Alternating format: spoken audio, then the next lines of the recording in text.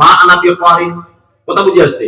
তিনবার বলার পর রাসূল যে সময় বলতে পারেন নাই, তখন জিবরাইল আলাইহিস সালাম ইনসানের শক্ল নিয়ে আসছেন। দেখেন, জিবরাইল ইনসানের শক্ল আকৃতি নিয়ে আসছেন, কিন্তু উনি ইনসানের মতো নয়। বুখারী শরীফের হাদিস আছে, সিত্তু মিআতে জানাহিন, হযরত জিবরাইলের এই যে ডানা বাজু, এই 600টা ছিল, 600টা।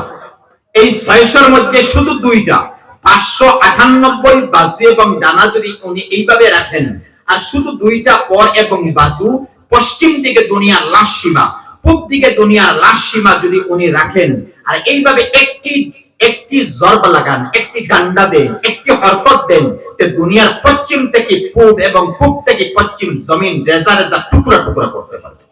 ওনার নাম জিবরাইল। সুম্মা উফুকিল আ'লা সুম্মা দানা ফাতাদাল্লা ফাকানা কাবা কাউসাইনি আল্লামাহু শাদীদুল কুওয়া। আল্লাহ জিবরিলের কথা বলছেন, আল্লামাহু শাদীদুল কুওয়া যু মিররাতিন ফাসতাওয়া। ওনার নাম জিবরাইল। গারে হেরার মধ্যে আসছেন ইনসানের আকৃতি নিয়ে। আর 3 নম্বর বার এইভাবে বলার পর উনি বলতে পারেন নাই রাসূল, তখন জিবরিল আলাইহিস সালাম এইভাবে সিনা মুবারকের মধ্যে, রাসূলের সিনা মুবারকের মধ্যে জিবরাইল সিনা রাখছেন। রাখার পর এইভাবে একটি ঝটকা দিয়েছেন, যেভাবে আমরা মুআনাকা করি না, একটু ডাক করে মুআনাকা করছেন। এই মুআনাকার পর রাসূলকে বলছেন, হে রাসূল তুমি পড়ো, ইকরা বিসমি রাব্বিকাল্লাযী খালাক, খালাকাল ইনসানা মিন আলাক, ইকরা ওয়া রাব্বুকাল আকরাম আল্লাযী আল্লামা বিল কলম আল্লামাল ইনসানা মা লাম ইয়ালাম। প্রথম কোরআনের 5টি আয়াত আসছে কই থেকে? লৌহে মাহফুজ থেকে। এই বস্তুকার আল্লাহ, কালাম আল্লাহ। আবার নিয়ে আসছেন কে? হযরত জিবরাইল আলাইহিস সালাম। কোন জায়গায় নিয়ে আসছেন? জমিনের মধ্যে, গারে হেরার মধ্যে।